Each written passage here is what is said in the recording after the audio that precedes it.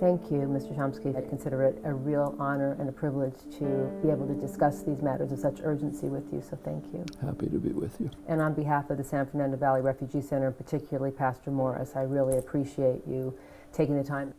You have been a leading voice on the refugee crisis, not just from Central and South America, but all over the world for decades. But this moment in time, with the thousands of families from Central America at our gates and being separated by the zero tolerance policy, the children jailed, how dangerous is this moment in your estimation, and what does it mean for the United States?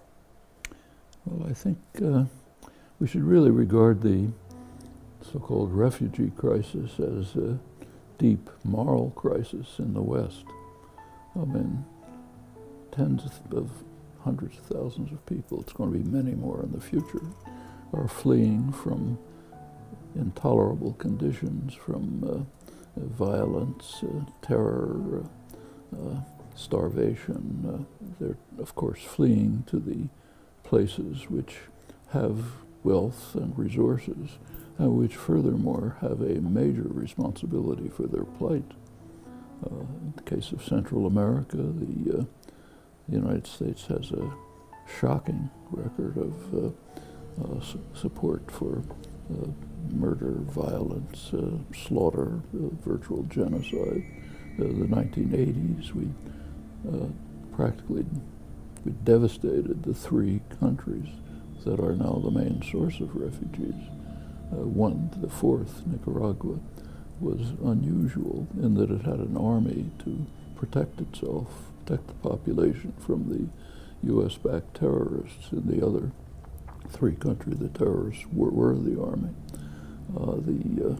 And now the end result of this, people are fleeing from the wreckage that we created. Horrifying scandal of children being taken away, but that's been something like that's been going on for a long time. Children have been forcibly returned to the country, especially to El Salvador, Guatemala, Honduras. We're sending them back to likely torture, murder on the part of gangs, with the girls, rape, being sold as sex slaves, and so on. We're sending them back without even granting them the elementary internationally recognized right of appealing for asylum, which they very much deserve. Now, the only way of dealing with this is providing them with significant, meaningful legal aid, and that's what the San Fernando Refugee Center is doing, taking these children, mostly girls, giving them the opportunity to have real legal aid so that their plea for asylum can be heard, should be granted, and maybe they can be saved. And for those who say, yeah, but we can't take them all in, it's overwhelming, what do you say? Overwhelming? It's not even detectable. Again, let's take a look at poor countries. Lebanon, poor country, 40% refugees. Kenya, huge numbers of refugees flowing in from Africa, a poor country. Bangladesh, the symbol of poverty, taking in huge numbers of refugees. These are heavily, densely populated countries, very poor, no responsibility for the flight of refugees.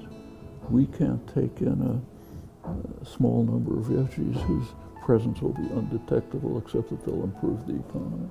This doesn't rise to the level of absurdity. I so appreciate you spending the time with me. I consider it a real privilege and an honor. Thank you. Thank you.